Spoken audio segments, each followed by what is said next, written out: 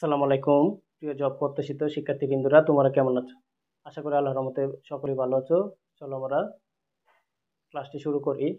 তোমরা এখানে লক্ষ্য করো, একটি সূচক ও লগারিদম থেকে 11 নং অঙ্কটি সমাধান করব। একটি 10তম শিক্ষক নিবন্ধনে এসেছে। এখানে বলছে a power x equal to 1 হলে x এর মান কত। তাহলে তোমরা এখানে লক্ষ্য করো, এখানে বলছে a power x equal to 1 হলে x এর মান কত। যেহেতু x টা উপর আছে, a হচ্ছে ভিত্তি আর x হচ্ছে 1, এখানে a হচ্ছে ভিত্তি আর x হচ্ছে পাওয়ার বা ঘাত।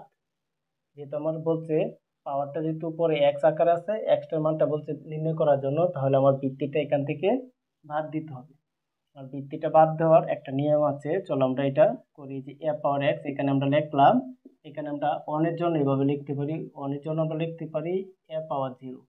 a পাওয়ার 0 মান হচ্ছে 1, কারণ আমরা জানি কোনো ভিত্তি বা সংখ্যার উপরে পাওয়ারটা যদি 0 হয় তাহলে এটার ফল হয় 1। তাহলে আমরা এই 1 এর জন্য আমরা লিখতে পারি a পাওয়ার 0। আমরা ভিত্তিটা মিল রাখতে হবে, যে এই ভিত্তির সাথে ভিত্তিটা মিল রেখে অঙ্কটা করতে হবে।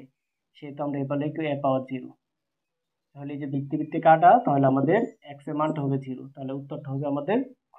আশা করি 11 নং অঙ্কটি বুঝতে পারছো। এখন 12 নং অঙ্কটি লক্ষ্য করো। 12 নং অঙ্কটি, এটি একটি সূচকের সূত্র। কোনো চলক বা সংখ্যার উপরে যদি 0 থাকে এটার ফল হয় 1। কোন চলক বা সংখ্যার উপরে 0 থাকলে এটার ফল হয় 1, তাহলে এটার ফল হবে 1। গ নাম্বার। আশা করি এটা বুঝতে পারছো। তারপর একটা দেখো 13 নংটা। এখানে দেখো সেম ভাবে, এই যে এখানে 3x হচ্ছে ভিত্তি আর পাওয়ার হচ্ছে 0। এখানে 3x ভিত্তি আর পাওয়ার 0। যেহেতু 3x এর উপরে পাওয়ার 0, আমরা জানি সংখ্যা বা চলকের উপর, সংখ্যা চলক অথবা সংখ্যা বা চলকের উপর যদি উপরে যদি পাওয়ার 0 থাকে এটা ফল হয় 1। 14 নম্বর ম্যাথটি ডাকতে দেখো, 17 এর উপরে পাওয়ার 17 এর উপরে পাওয়ার 0 আর এখানে ইনটু x ইকুয়াল টু কত। এটি 14তম শিক্ষক নিবন্ধনে এসেছে। তাহলে তোমরা মনে রাখবে, সূচকের একটি সূত্র হচ্ছে কোন চলক বা সংখ্যার উপরে যদি 0 থাকে এটার ফল হয় 1। তাহলে এতটুকু, এই যে 17 এর উপর 0, এই এতটুকুর ফল হবে 1।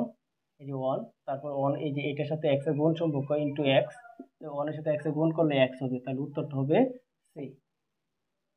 তারপরে তোমরা 15 নম্বর দাগটি লক্ষ্য করো। 15 নম্বর দাগটি, এখানে 8x এর উপরে পাওয়ার আছে 0। এখানে সংখ্যা চলক ভিত্তি আর পাওয়ারটা হচ্ছে 0।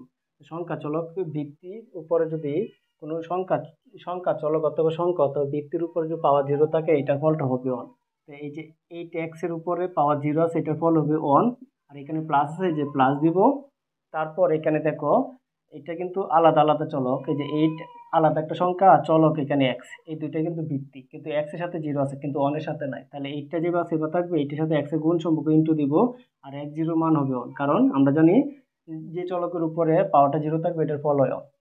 তাহলে আমরা যদি 8 এর সাথে 1 এর গুণ করি, 8 এর সাথে 1 গুণ করলে 8, 8 এর সাথে 1 যোগ করলে কত হবে 9।